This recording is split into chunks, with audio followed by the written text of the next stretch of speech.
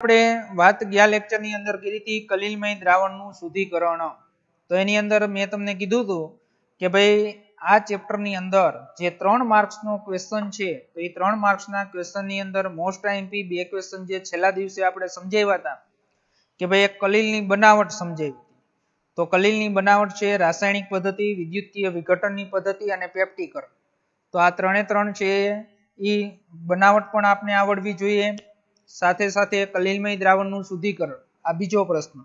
તો આ બંને પ્રશ્ન જે છે તો એ બંને પ્રશ્ન તમારે કમ્પ્લીટ આવડવા જોઈએ। તો એની અંદર કલિલમય દ્રાવણ છે એનું શુદ્ધિકરણ, તો એની અંદર આપણે જોયું પાર સંશ્લેષણ અથવા ડાયાલિસિસ, બીજી પદ્ધતિ હતી વિદ્યુતીય ડાયાલિસિસ અને ત્રીજી પદ્ધતિ હતી અલ્ટ્રા ફિલ્ટ્રેશન। તો આ ત્રણે છે એ ત્રણે પદ્ધતિ છે એ પદ્ધતિ આપને આવડવી જોઈએ। ચાલો વિદ્યાર્થી મિત્રો, હવે ત્યાંથી આજના લેક્ચર ની અંદર આપણે અભ્યાસ કરવાનો છે કલિલમય દ્રાવણોના ગુણધર્મની વાત કરવાની છે। કલિલમય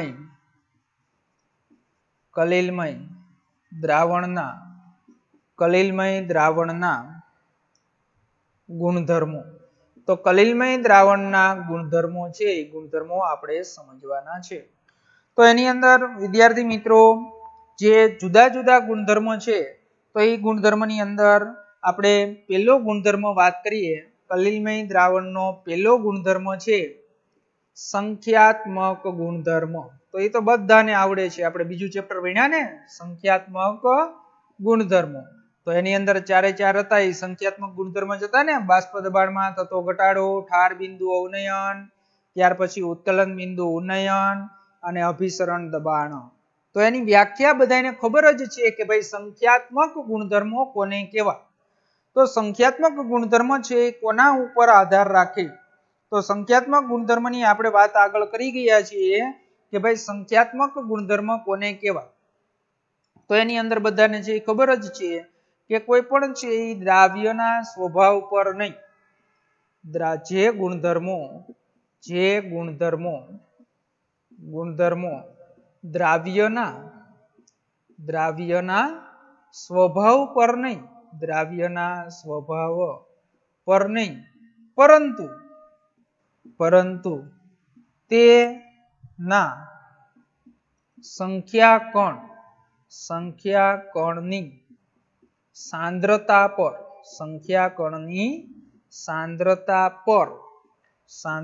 પર આધાર રાખે છે તેવા ગુણધર્મને કેવા ગુણધર્મ કહેવાય? સંખ્યાત્મક ગુણધર્મ કહેવાય। તો એની અંદર વિદ્યાર્થી મિત્રો આપણે જે સંખ્યાત્મક ગુણધર્મ છે તો તમને બધાને ખબર છે કે ભાઈ કલિલ છે તો એ કલિલ દ્રાવણ જે છે કલિલમય દ્રાવણ, તો એ કલિલમય દ્રાવણ છે એ શેનું બનેલું છે? તો કલિલમય કણોનું બનેલું છે। તો એ કલિલમય જે કણો છે તો એ કણો છે એ દ્રાવણમાંના જે કણો છે એ કણોની સંખ્યા છે એ સાચા દ્રાવણની સરખામણીની દ્રષ્ટિએ તો ઘણા ઓછા છે, પણ એને છે એ સંખ્યાત્મક ગુણધર્મ છે એ સંખ્યાત્મક ગુણધર્મ કહેવાય। કારણ કે કલિલમય કણો જે છે તો એ કલિલમય કણો જે છે એના જે સંખ્યાત્મક ગુણધર્મ આપણે ભણી ગયા છીએ તો એ કણોની સાંદ્રતા પર ઉપર આધાર રાખે છે। તો એની અંદર જે સંખ્યાત્મક ગુણધર્મ ભણી ગયા તો એ આપને ખબર જ છે ચારે ચાર ગુણધર્મ કે ભાઈ બાષ્પ દબાણમાં થતો ઘટાડો, તો બાષ્પ દબાણમાં થતો ઘટાડો છે। બીજો સંખ્યાત્મક ગુણધર્મ આપને ખબર જ છે ઉત્કલન બિંદુમાં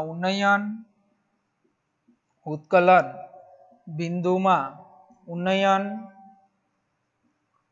પછી ત્રીજો ઠાર બિંદુમાં અવનયન અને ત્યાર પછી ચોથો ગુણધર્મ છે અભિસરણ દબાણ। તો આ ચારે ચાર ગુણધર્મો છે તો વિદ્યાર્થી મિત્રો આ ચારે ચાર ગુણધર્મ છે એ કેવા છે? સંખ્યાત્મક ગુણધર્મ છે। અને સંખ્યાત્મક ગુણધર્મ છે એ કોઈ પણ દ્રાવ્ય છે એ દ્રાવ્યની સાંદ્રતા ઉપર નહીં, પરંતુ કોના ઉપર આધાર રાખે છે? તો કે ભાઈ કલિલમય દ્રાવણની અંદર રહેલા જે કણો છે એ કણોની સાંદ્રતા પર આધાર રાખે છે। તો એની અંદર તમને કીધું છે કે ભાઈ સંખ્યાત્મક ગુણધર્મો છે સમાન સાંદ્રતા ધરાવતા સાચા દ્રાવણ દ્વારા દર્શાવતા આ જ ગુણોના મૂલ્યો છે એ પ્રમાણમાં ઓછી માત્રામાં હોય છે. તો વિદ્યાર્થી મિત્રો એ આપને ખબર હોવી જોઈએ કે આ કલીલમય દ્રાવણો છે અને જે આપણે દ્રાવણોની વાત કરતા હતા એને આપણે શબ્દ શું આપ્યો છે? સાચા દ્રાવણો.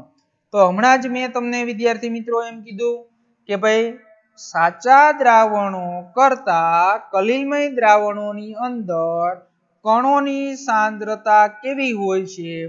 તો કણો છે એ કણોની સંખ્યા કેવી હોય છે?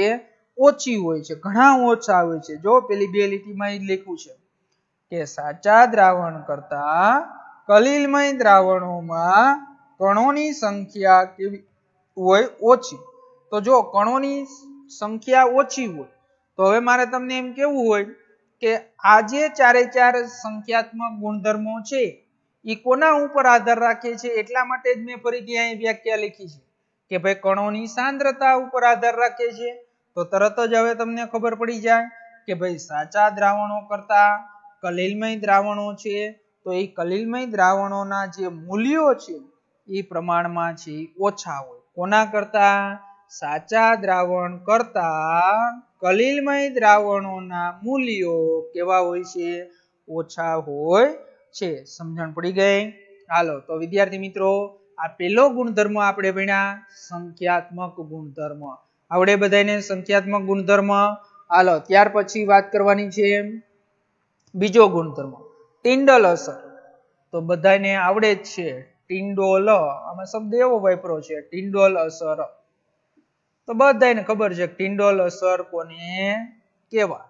હાલો પેલા મારે છે એ શું કરવું છે? પેલા મારે એક પ્રયોગ દ્વારા તમને ટિન્ડલ અસર સમજાવી દઉં અને પછી એની આપણે થોડાક ઉદાહરણો છે એ ઉદાહરણોની વાત કરીએ.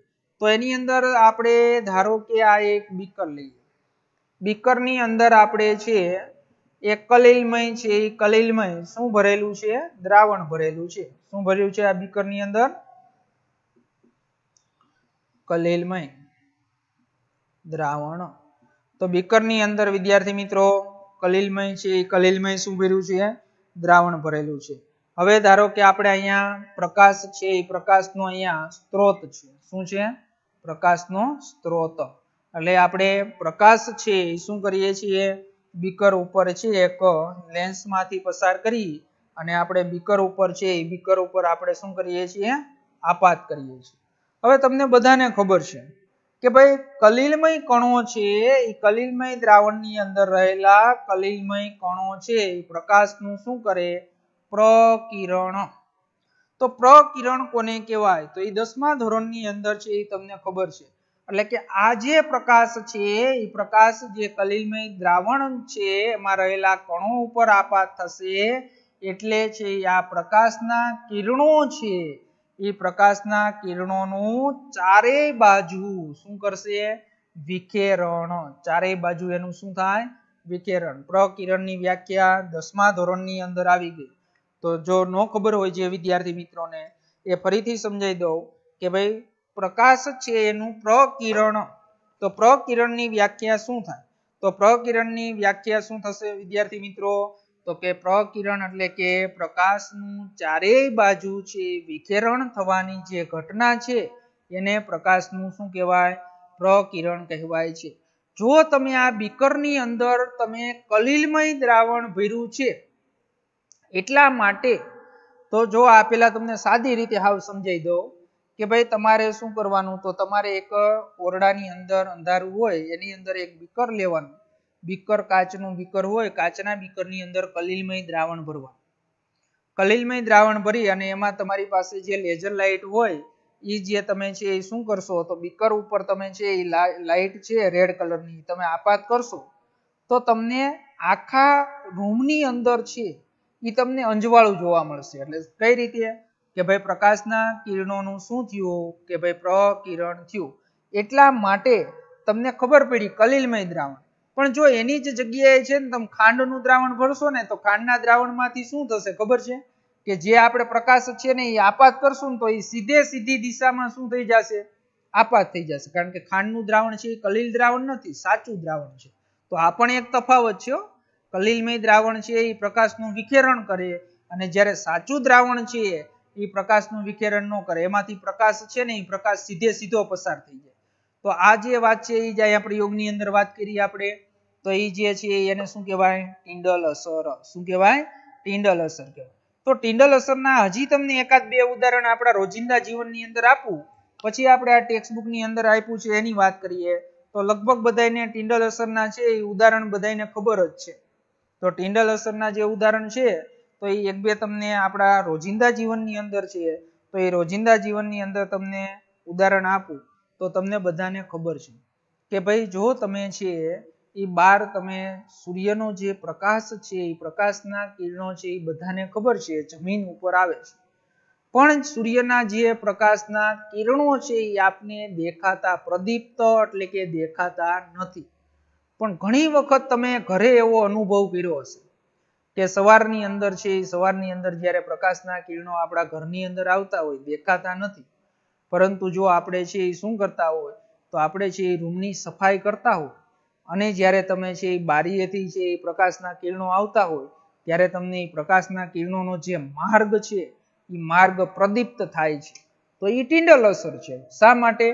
કે તમે સાફ સફાઈ કરો છો તો સાફ સફાઈ કરવાના કારણે છે એ ઓલા જે ધૂળના રજકણો છે એ ધૂળના રજકણો શું થશે કે ભાઈ હવાની અંદર ઉડશે.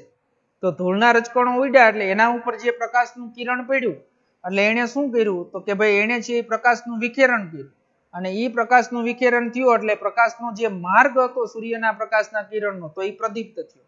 તો એને પણ વિદ્યાર્થી મિત્રો ટિંડલ અસર કહેવાય. બીજી પણ તમને એક ટિંડલ અસર નું ઉદાહરણ આપું કે ભાઈ ઘણી વખત છે તમે જંગલની અંદર સવારની અંદર તમે જતા હોય અને જ્યારે વનસ્પતિ છે એ વનસ્પતિના છે પર્ણો ઉપરથી જ્યારે પ્રકાશ આવતો હોય તો ત્યાં પણ તમને જે સૂર્યપ્રકાશના જે કિરણો છે એ પ્રદીપ્ત થાય છે, એટલે દેખાય છે પ્રદીપ્ત થવું એટલે. તો એનું કારણ શું છે? અને આ વસ્તુ સવારમાં જ કેમ બને? તો તમને બધાને ખબર હોવી જોઈએ. ત્યાં ક્યાં કણો આવ્યા? ત્યાં તો આપણે કઈ છે એ સાફ સફાઈ નથી કરતા, તો ત્યાં ક્યાં કણો આવ્યા? તો એની અંદર સવારની અંદર જ્યારે ઠંડુ વાતાવરણ હોય ત્યારે આપણે ભેજના જે અણુઓ એટલે કે ઝાકળ કયો છો તમે, એ ભેજના અણુઓ ઉપર છે એ પ્રકાશના કિરણો આપાત થશે અને પ્રકિરણ કરી અને આપણે એનો માર્ગ છે એ માર્ગ જોઈ શકાશે. તો વિદ્યાર્થી મિત્રો આ બે ઉદાહરણ તમને ટિંડલ અસરના ઉદાહરણ આપ્યા. તો હવે આપણે ટેક્સ્ટ બુક ની અંદર છે એ તમને મેં સમજાવ્યું એ પ્રમાણે ટિંડલ અસર કોને કહેવાય, ટિંડલ શંકુ કોને કહેવાય, તો એ ટેક્સ્ટ બુક ની અંદર આપણે આપ્યું છે કે જે પ્રકાશનો આ તેજસ્વી સ્ત્રોત છે એને શું કહેવામાં આવે છે? ટિંડલ શંકુ. ટિંડલ છે એ શંકુ કહેવામાં આવે છે. હવે આપણે બીજું એક ટેક્સ્ટ બુક ની અંદર એ ઉદાહરણ છે એ ઉદાહરણ આપ્યું છે. તો એની અંદર તમને બધાને ખબર છે, તમે સિનેમા હોલ ની અંદર છે એ પિક્ચર જોવા જાવ છો ત્યારે જો ત્યાં ધૂળ છે એ ધૂળ ઉડતી હોય અથવા તો તમે છે એ શું કરો કે ભાઈ શરૂઆતની અંદર સિનેમાની અંદર તમે બધા એકારે છે જઈને બેસો એટલે તમને ખબર હોય કે ભાઈ એટલી બધી ધૂળ તો છે અહીંયા ઉડવાની જ હોય. તો એ ધૂળ ઉડતી હોય ને ત્યારે જોજો તમે જે સિનેમાનો જે પડદો છે એના પાછળ જે પ્રકાશના કિરણો આપાત કરે છે તો એનો જે રસ્તો હોય એ રસ્તો શું થાય? પ્રદીપ્ત છે એ પ્રદીપ્ત થશે. તો એ પણ ટેક્સ્ટ બુક ની અંદર ઉદાહરણ આપ્યું છે અને ધુમાડાનું પણ છે એ ઉદાહરણ આપ્યું છે. તો એની અંદર છે આ બે ઉદાહરણ આપ્યા છે.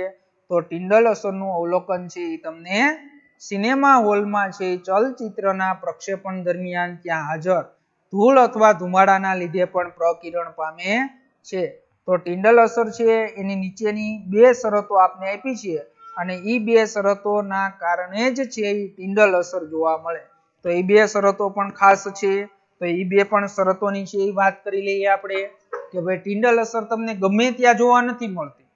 તો એ કઈ બે અસર છે કે જેના કારણે જે બે શરતો છે તો એ બે શરતોનું જો પાલન થશે તો ત્યાં જ છે એ શું જોવા મળશે? ટિંડલ અસર જોવા મળશે. તો પેલી શરતની વાત કરીએ કે ઉપયોગમાં લેવાયેલ પ્રકાશની તરંગ લંબાઈ. ઉપયોગમાં લેવાયેલ પ્રકાશની છે પ્રકાશની તરંગ લંબાઈ. તો પ્રકાશની છે એ તરંગ લંબાઈ. તો પ્રકાશની તરંગ લંબાઈ છે એ તરંગ લંબાઈ કરતા પરિક્ષેપિત કણોનો વ્યાસ વધુ નાનો હોવો જોઈએ નહીં. એટલે પરિક્ષેપિત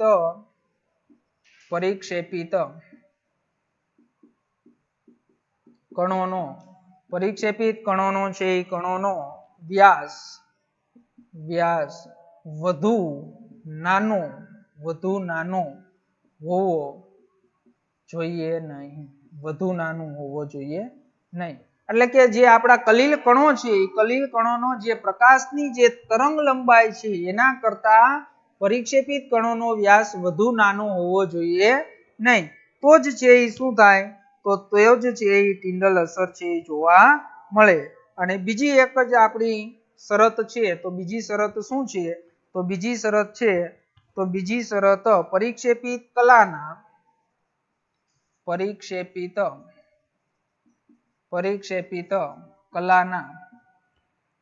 અને પરિક્ષેપણ માધ્યમ અને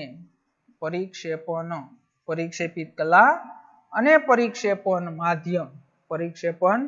માધ્યમ ના વક્રી ભવનાંક બંનેના વક્રીભવન ઘાતાંક મોટી માત્રામાં અલગ પડતા હોવા જોઈએ. તો વક્રીભવન ઘાતાંક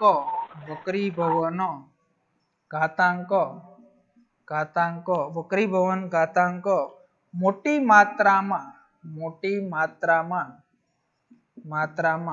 અલગ પડતા હોવા જોઈએ. તો વિદ્યાર્થી મિત્રો, જે વક્રીભવનાંક છે એનો પણ તફાવત પરિક્ષેપિત કલા અને પરિક્ષેપણ માધ્યમ છે એનો પણ શું હોવો જોઈએ, વક્રીભવનાંક છે વક્રીભવનાંક છે મોટા પ્રમાણમાં મોટી માત્રામાં છે અલગ પડતા હોવા જોઈએ. જો આ બે શરતોનું પાલન થાય તો જ તમને છે શું જોવા મળશે, ટિંડલ અસર જોવા મળશે. તો એની અંદર આપણે વાત કરીએ. હવે થોડીક તમને બીજી માહિતી આપી છે કે ભાઈ એની અંદર કયા વૈજ્ઞાનિકે સંશોધન કર્યું હતું ટિંડલ અસરનું, કેવી રીતે ટિંડલ અસર જોવા મળે, તો એ વાત કરી દઈએ આપણે. તો ટિંડલ અસરનો ઉપયોગ છે એ હમણાં મેં તમને વાત કરી હતી, ફરીથી પાછું ટેક્સ્ટ બુકમાં આવ્યું કે ભાઈ ટિંડલ અસરની મદદથી તમે શું જાણી શકો કે ભાઈ સાચું દ્રાવણ અને કલીલમય દ્રાવણ વચ્ચેનો તમે ભેદ પણ પારખી શકાય. એટલે લખ્યું જ છે જો ટેક્સ્ટ બુકમાં, ટિંડલ અસરનો ઉપયોગ કલીલમય અને સાચા દ્રાવણ વચ્ચે વિભેદન કરવા માટે પણ થાય છે. એટલે બેને જો અલગ પાડવા હોય તો એના માટે પણ છે એ ઉપયોગ કરી શકાય. અને ઝિગમોન્ડીએ 1903 માં છે એ ટિંડલ અસરનો ઉપયોગ એક સાધન જેને આપણે અલ્ટ્રા માઇક્રોસ્કોપ, જે હમણાં આપણે આકૃતિમાં ટેક્સ્ટ બુકમાં જોયું છે એ અલ્ટ્રા માઇક્રોસ્કોપ. તો અલ્ટ્રા માઇક્રોસ્કોપ છે એ કહેવામાં આવે છે અને તેની રચના માટે કરેલો હતો. અને પ્રકાશનું તીવ્ર પુંજ છે એ કાચના પાત્રમાં લીધેલ કલીલમય દ્રાવણ પર ફોકસ કર્યું અને ત્યારબાદ પ્રકાશના ફોકસનું પુંજના માર્ગથી કાટખૂણે સૂક્ષ્મદર્શક યંત્ર છે એ વડે અવલોકન કરવામાં આવ્યું. તો જો તમારી જે આગળ જે તમારે આકૃતિ આપેલી છે એ આકૃતિની અંદર આપણે જોયું કે ભાઈ નીચે કાચનું બીકર રાખેલું છે, પ્રકાશનો સ્ત્રોત છે અને હવે એની અંદર ઉપર એને માઇક્રોસ્કોપ ગોઠવ્યું છે. તો એ જે પ્રકાશનું જે કિરણ છે એ કાટખૂણે છે એ પ્રકિરણ એટલે કે વેળ્યું, તો એ જે ખૂણો છે એ કોના મદદથી, માઇક્રોસ્કોપની મદદથી મેળવી શકાય. તો એના વડે અવલોકન કરવામાં આવ્યું.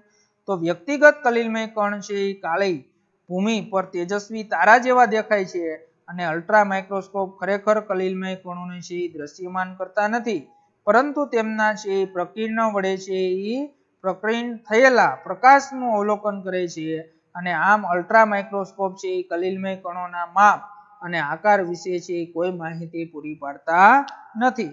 એટલે એનો કહેવાનો મતલબ શું છે કે ભાઈ તમને સમજાવું, આપણે આગળની સ્લાઇડમાં જોઈએ એટલે તમને ખબર પડે કે આ પ્રકાશનો સ્ત્રોત આપણે અહીંયા બીકર ઉપર આપાત કર્યો. અહીંયા એને સૂક્ષ્મદર્શક યંત્ર ગોઠવેલું છે. શું ગોઠવેલું છે? સૂક્ષ્મદર્શક યંત્ર વૈજ્ઞાનિકે. તો સૂક્ષ્મદર્શક યંત્ર અહીંયા જે ગોઠવેલું છે, તો આ જે પ્રકાશનું કિરણ છે એ અહીંયા કાટખૂણે છે એ શું થયું, તો કાટખૂણે વળ્યું. એટલે અહીંયા છે એ તમને શું જોવા મળશે, તો અહીંયા તમારી આંખે નરી આંખે તમે અહીંયા શું જોવા મળશે કે કલીલમય કણો છે એ તેજસ્વી તારા જેવા દેખાશે. સૂક્ષ્મદર્શક થી, નરી આંખે નહીં જોઈ શકાય. સૂક્ષ્મદર્શક યંત્રની મદદ વડે તેજસ્વી તારા જેવા છે એ તારા જેવા શું જોઈ શકાશે, કલીલમય કણો જોઈ શકાશે. તો તમને એમ થાય કે તેજસ્વી જેવા તારાઓ જોવા મળે છે તો એ આપણા કલીલમય કણો છે. તો એનો આકાર અને કદ માપી લ્યો ને, તમને શું વાંધો છે? પણ એટલું બધું સૂક્ષ્મદર્શક યંત્ર છે એ શક્તિશાળી નથી. તો એ શક્તિશાળી ન હોવાના કારણે આપણે એનો આકાર અને કદ છે એ માપી શકતા નથી. હાલો, પહેલો ગુણધર્મ જોયો સંખ્યાત્મક ગુણધર્મ, બીજો ગુણધર્મ જોયો ટિન્ડલ અસર. ત્યાર પછીનો આજે ત્રીજો ગુણધર્મ છે એ ત્રીજો ગુણધર્મનો અભ્યાસ કરીએ, રંગ. તો ગુણધર્મ છે 3 રંગ. હવે જે આપણું કલીલમય દ્રાવણ છે તો એ કલીલમય દ્રાવણ છે એના રંગની આપણે વાત કરવાની છે. તો એની અંદર કલીલમય દ્રાવણનો રંગ છે એ કોના ઉપર આધાર રાખે તો એ આપને ખબર હોવી જોઈએ. જે કલીલમય દ્રાવણ છે તો એ કલીલમય દ્રાવણનો રંગ છે એ કોના ઉપર આધાર રાખશે તો એની અંદર કલીલમય દ્રાવણનો રંગ, કલીલમય દ્રાવણનો રંગ, તો કલીલમય દ્રાવણનો રંગ છે તો એ રંગ પરિક્ષેપિત કણોથી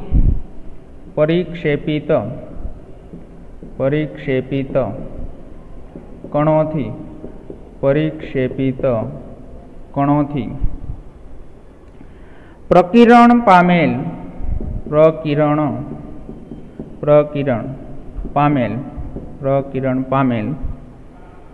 પામેલા પ્રકાશની તરંગ લંબાઈ પર આધાર રાખે છે. પ્રકાશની તરંગ લંબાઈ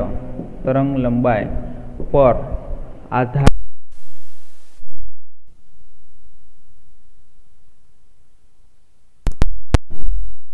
તો તેની તરંગ લંબાઈ, પ્રકાશની તરંગ લંબાઈ પર આધાર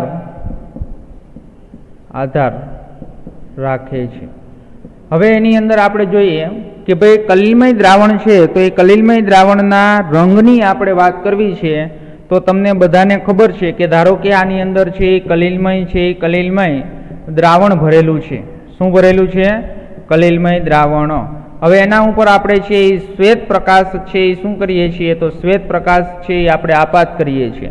હવે જે આ પરિક્ષેપિત કણો જે છે, જે આપણા કલીલમય દ્રાવણની અંદર જે કણો છે તો એ કણો છે એ તમને ખબર છે, આપણે ટિન્ડલ અસર આગળ છે એ સમજી ગયા છીએ. તો એની અંદર છે એ તમને પ્રકિરણ એટલે શું થશે કે ભાઈ પ્રકાશનું કિરણ છે એ ચારેય બાજુ છે એ શું કરશે તો ચારેય બાજુ છે એ વિસ્તરણ પામશે અથવા ચારેય બાજુ જે વળે છે એ ઘટનાને આપણે શું કહેશું પ્રકિરણ. તો એની અંદર હવે જે આ પ્રકિરણ પામેલ જે પ્રકાશ છે તો એ પ્રકાશની આની જે તરંગ લંબાઈ લેમ્બડા હોય એના ઉપર આધાર રાખે. જો લાલ કલરની તરંગ લંબાઈ હોય તો કલીલમય દ્રાવણ છે એ આપણે લાલ કલરનું જોવા મળે. જો એની અંદર છે ગ્રીન કલર એટલે કે લીલા કલરની છે એ તરંગ લંબાઈવાળા પ્રકાશનું પ્રકિરણ કરે તો આપણે શું જોવા મળશે તો આપણે છે એ લીલા કલરનું જોવા મળશે. તો એ પ્રકાશની તરંગ લંબાઈ ઉપર આધાર રાખશે. પ્રકિરણ પામેલા, તો પ્રકિરણ પામેલા છે એ પ્રકાશની તરંગ લંબાઈ પર આધાર રાખે છે. તો એ પરિક્ષેપિત કણો છે એ પ્રકિરણ પામેલા પ્રકાશની તરંગ લંબાઈ પર આધાર રાખે છે.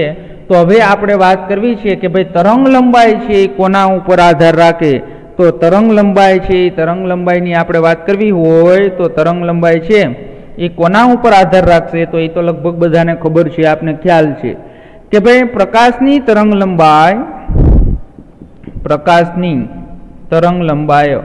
તો પ્રકાશની તરંગ લંબાઈ છે એક તો એના સ્વભાવ ઉપર આધાર રાખશે અને બીજું છે એ કણોની સાઈઝ ઉપર આધાર રાખશે. તો એ પ્રકાશની તરંગ લંબાઈ વળી કણોના છે એ કણોના માપ એટલે કે કદ અને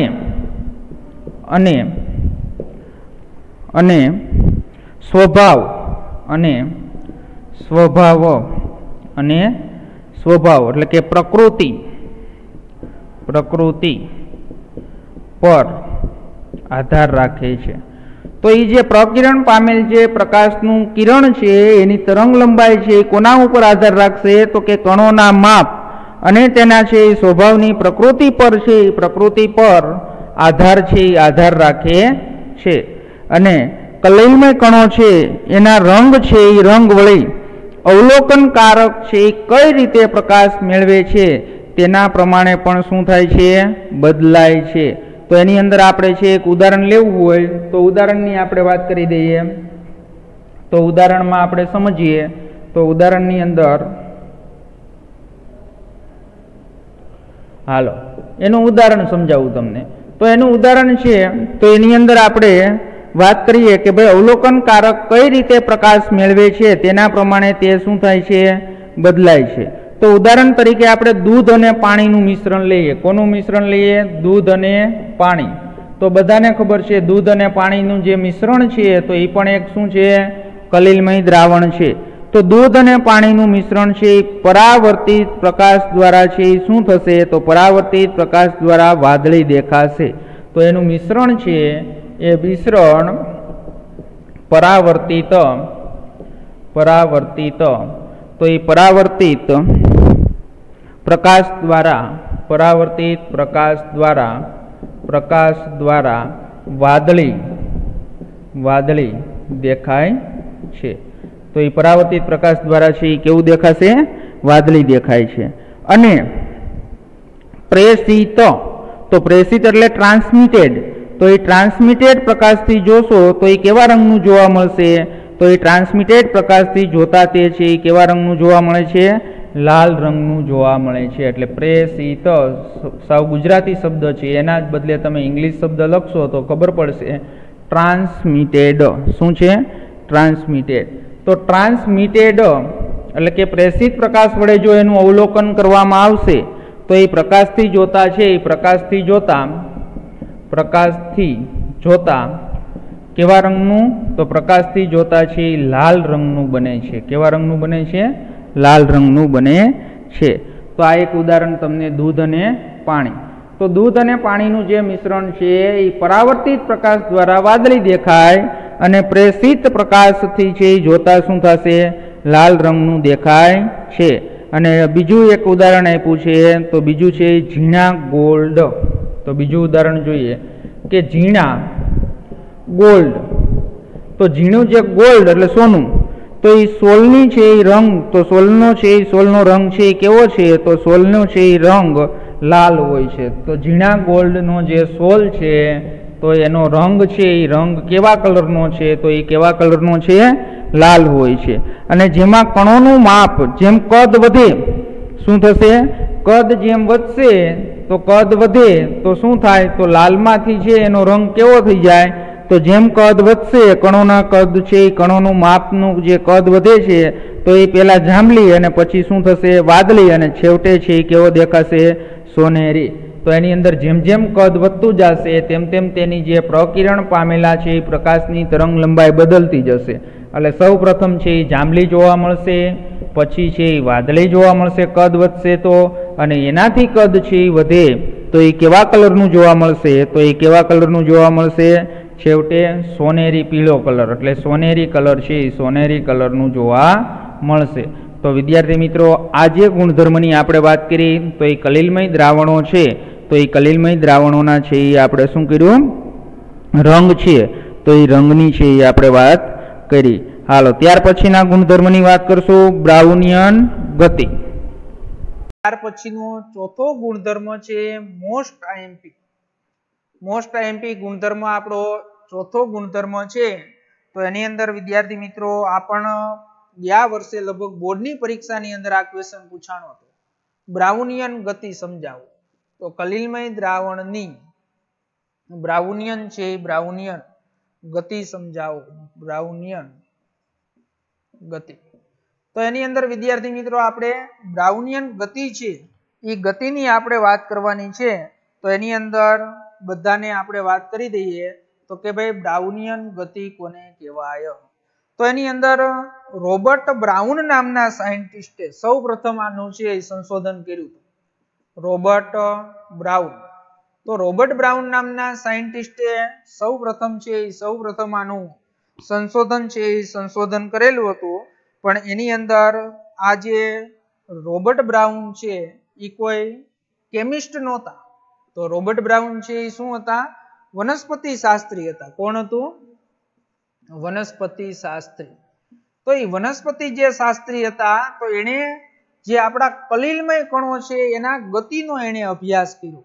તો એના ગતિનો જે એને અભ્યાસ કર્યો તો એ અભ્યાસ કોના આધારે કર્યો? આ ટેક્સ્ટ બુકમાં આપણે નથી આપ્યું, પણ હું તમને સમજાવું કે ભાઈ આપણે કોઈ પણ ફૂલ હોય તો એ જે ફૂલ છે એની ઉપર જે રહેલા જે કણો હોય, તમને ખબર હોય તો ફૂલ કોઈ પણ જો એના ઉપરના જે રજકણો જે હોય, જેને આપણે બાયોલોજીની અંદર કાંઈક કહેવાય, જે આપણે બાયોલોજીની અંદર કાંઈક કહેવાય છે એને, કે જે ફૂલોના જે કણો હોય તો એ કણોને તમે છે એ પાણી ભરેલું હોય, આ તમે પ્રયોગ જાતે કરી શકો કે ભાઈ પાણીની અંદર છે એ ફૂલ ઉપર છે ફૂલ હોય અને ફૂલ ઉપરના જે રજકણો છે એ પાણીમાં તમે છે એ નાખશો ને તો એ રજકણો છે એ શાંત નહીં બેસે, એ વાંકા ચૂકી સીધી રેખામાં ગતિ કરશે.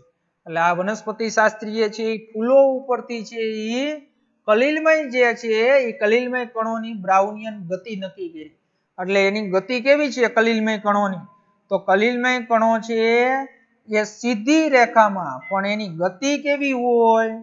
વાંકા ચૂકી, કોઈ દિશા એને હોતી નથી. તો આવી રીતે એની જે ગતિ છે એ સીધી છે, પણ એ જે કણો છે તો એ કણોની ગતિ છે એની દિશા હોતી નથી. એટલે વાંકા ચૂકી ગતિ કરે છે, પણ કેવી? સીધી રેખામાં.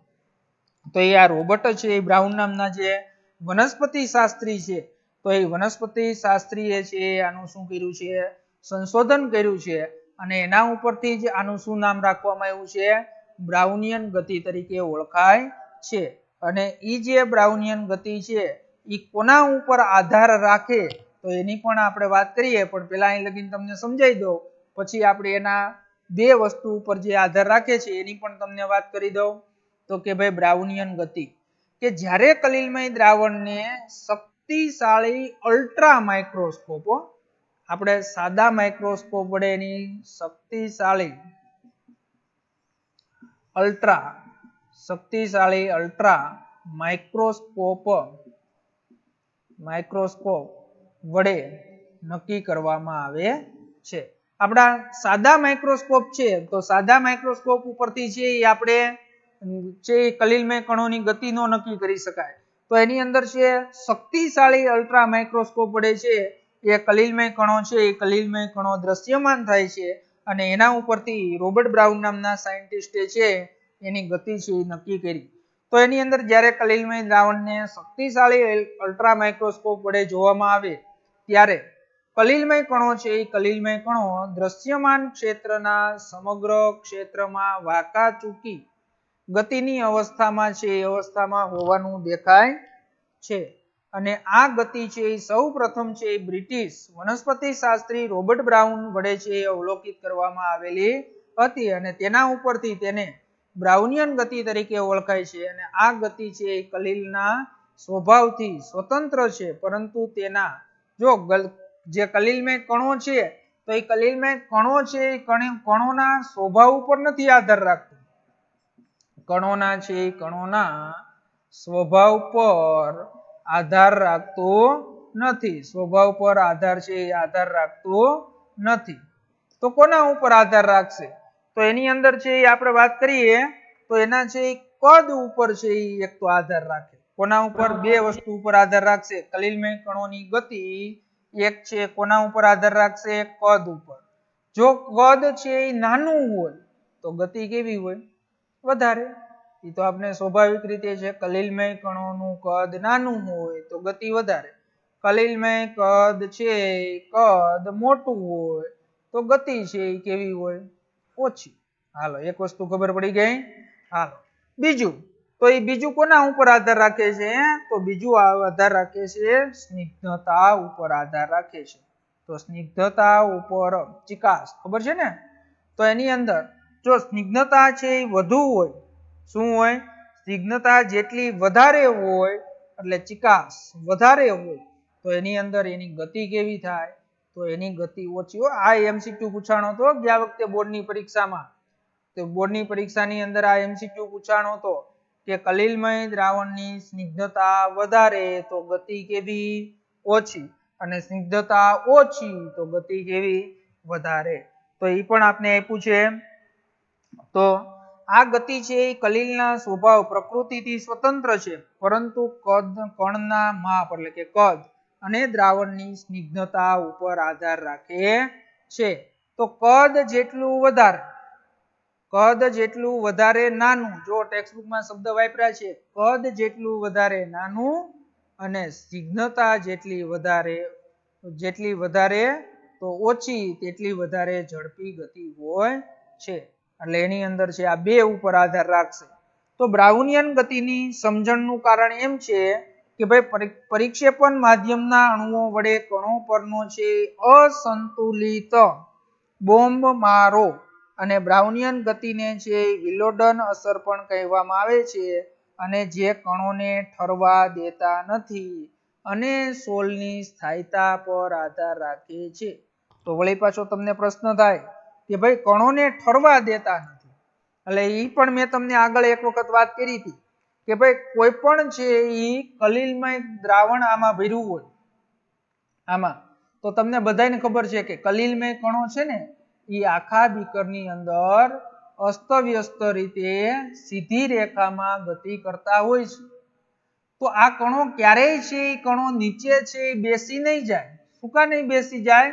તો એનું કારણ આના પછીના ટોપિકમાં આવશે કે ભાઈ દરેક કણો છે ને એ સમાન વીજભાર ધરાવે છે. શું ધરાવે છે?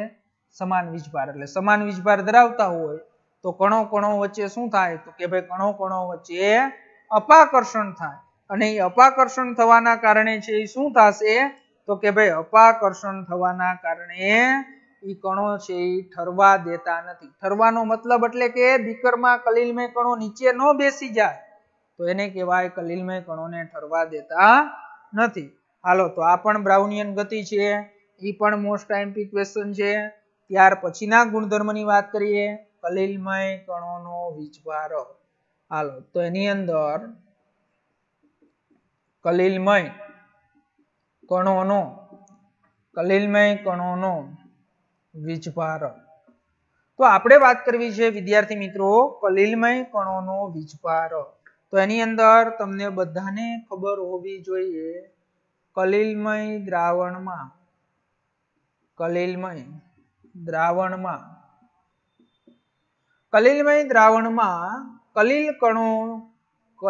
કણો સમાન વીજભાર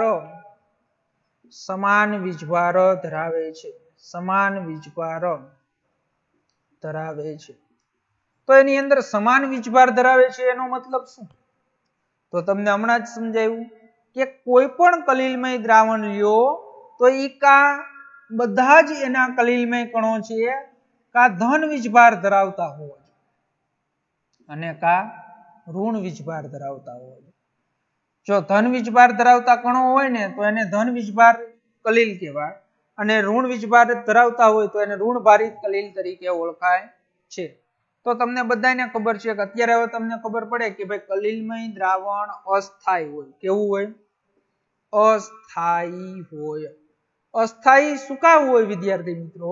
તો કે કોઈ પણ કલીલમય દ્રાવણ તમે લ્યો તો એની અંદર રહેલા બધા જ કણો છે તો એ બધા જ કણો શું કરતા હોય? સમાન વીજભાર ધરાવતા હોય. એટલે એક કણ છે એ ધારો કે બીકરના તળિયે બેસે તો ત્યાં બીજું કણ છે બીકરના તળિયે બેસવા જાય તો સમાન વીજભાર ધરાવતા હોય તો સમાન વીજભાર વચ્ચે શું થાય? તો કે ભાઈ સમાન વીજભાર વચ્ચે અપાકર્ષણ થાય. તો એ અપાકર્ષણના કારણે છે બધા કલીલમય કણો છે એ દ્રાવણની અંદર અથવા તો બીકરની અંદર છે એ અસ્તવ્યસ્ત રીતે છે એ શું કરતા હોય છે? તો અસ્તવ્યસ્ત રીતે છે એ શું કરે? અસ્તવ્યસ્ત રીતે ગતિ કરે છે. અને એની અંદર કે ભાઈ આપણે ધન વીજભાર હોય તો એને કહેવાય ધનભારિત સોલ, અને જો ઋણ વીજભાર હોય તો એને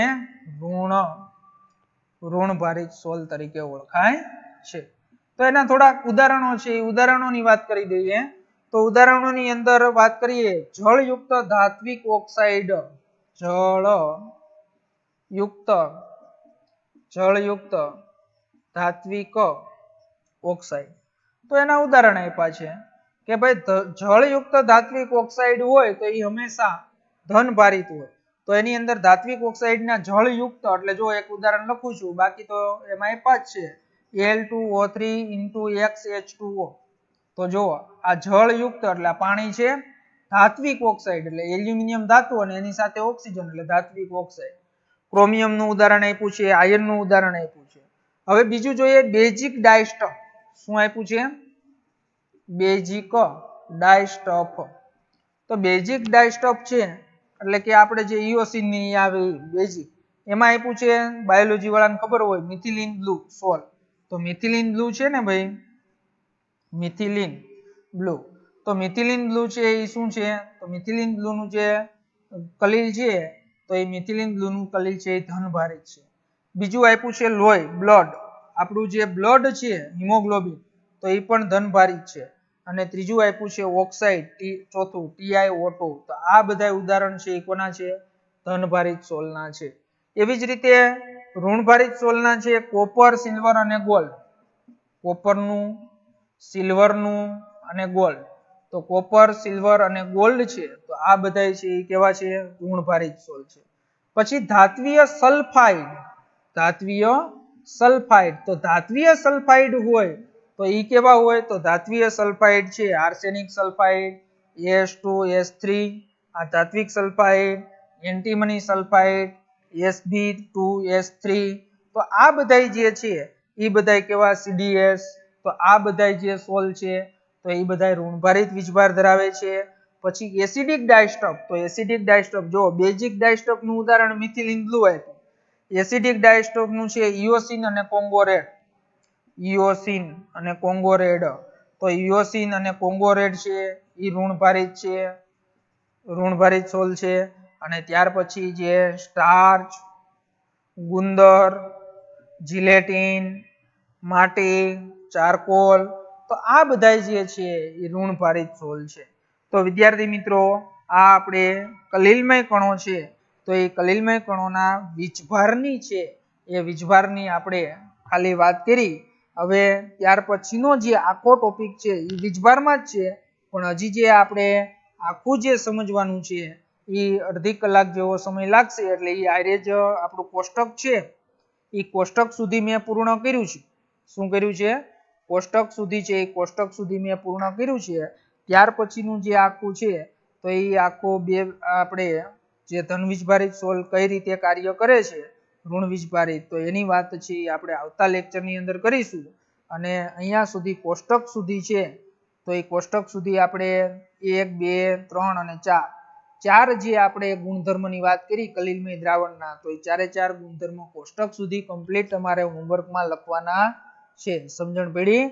હાલો તો અહીંયા સુધી કમ્પ્લીટ છે એ કમ્પ્લીટ તૈયારી કરી નાખજો.